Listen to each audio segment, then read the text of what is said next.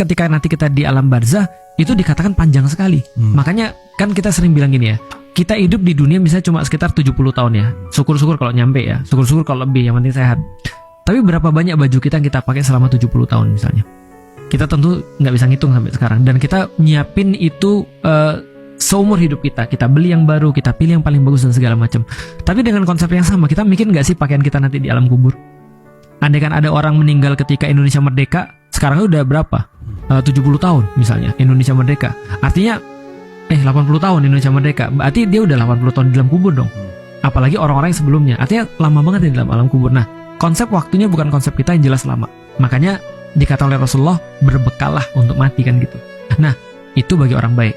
Bagi orang jahat, yang dia lihat adalah malaikat-malaikat yang turun bermuka hitam. Muka hitam artinya kan marah. Artinya muka hitam artinya dia benar-benar gak suka dengan keadaan yang terjadi. Dan dia bawa kafan dari neraka dan baunya busuk.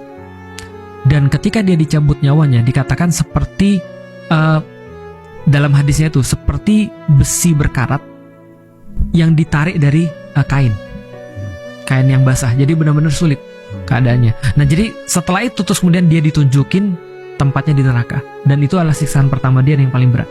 Dan setiap waktu ketika dia terus kemudian sudah di tanah, dia akan terus kemudian mengalami ya siksaan-siksaan yang sudah kita tahu itu, siksaan-siksaan alam kubur itu. Di titik ini Ustadz, saya khawatir banyak orang merasakan hal yang sama seperti yang saya rasakan. Apa tuh? Yaitu sedih. Karena dari deskripsinya, ayah saya meninggal seperti yang kedua. Alasannya? Beliau kena serangan jantung dan tersiksa lah pokoknya. Meninggalnya nggak enak. Aku punya kabar gembira. Jadi gini ceritanya.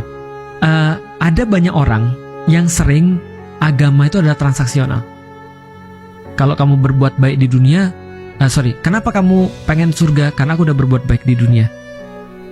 Kenapa kamu boleh minta kepada Allah? Karena aku sudah ibadah gini-gini. Sebenarnya di satu titik transaksional ini menjadi tidak ada masalah, tapi menjadi masalah ketika itu jadi sebuah tujuan di dalam hidup. Artinya kita nggak akan berbuat sesuatu kalau tidak ada janji sesuatu. Apa yang membuat transaksional ini jalan? Fisikal. Orang menjadikan fisikal sebagai tanda. Contoh misalnya kayak gini ya, antum pernah ketemu dengan orang-orang yang ini nggak ketika kita bilang, ini nih dompetku hilang, kayak kemarin nih misalnya, motorku hilang misalnya. Aku bilang motorku hilang, orang bilang, Ustadz kali pas beli nggak pakai bismillah. Jadi seolah-olah harus ada transaksional yang terjadi di situ dan sesuatu bersifat fisik.